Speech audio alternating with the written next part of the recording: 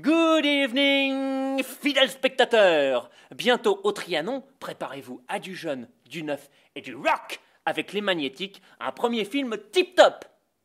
Formé à la Fémis, Vincent Maël Cardona s'est fait connaître en festival grâce à son moyen-métrage de fin d'études, Coucou les nuages. Une communauté bretonne y rêvait d'espace et construisait une capsule. Pour le cinéaste, le rêve du long-métrage aura mis près de 10 ans à se réaliser. Et Les Magnétiques est une forme de retour aux sources où il nous replonge dans le décor qu'il a vu naître, la France du tout début des années 80.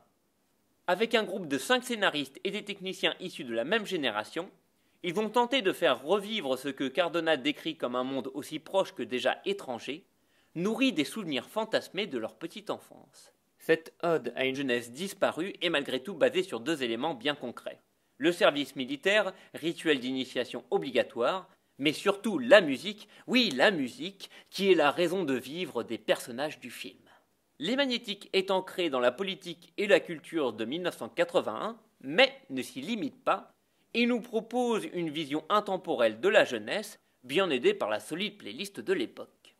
Le punk symbolise bien l'énergie fiévreuse de la jeunesse, tandis que la cold wave de Joy Division incarne une certaine résignation, une forme de deuil qui accompagne le passage à l'âge adulte.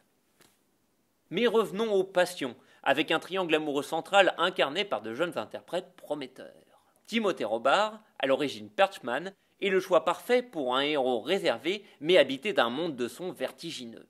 Il contraste à merveille avec Joseph Oliven, charismatique et fougueux. Et de son côté, Marie Colomb illumine le film de sa beauté mélancolique. Enfin, mentionnons la star incontestée du film, le son. Souvent parent pauvre au cinéma, il se retrouve ici au premier plan. Les Magnétiques est un film qui s'écoute autant qu'il se regarde, une symphonie de murmures, de cris et de bruits analogiques choisis avec minutie par Cardona et ses techniciens.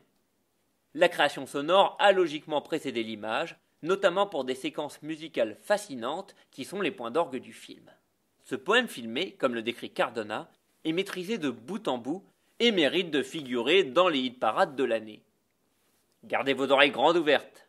Quant à moi, je retourne à mes enregistrements audio. Et tout de suite, la bande-annonce du film. Et tout de suite, la bande-annonce du film.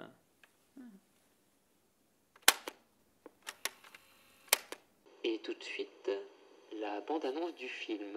Et tout de suite, la bande-annonce du film.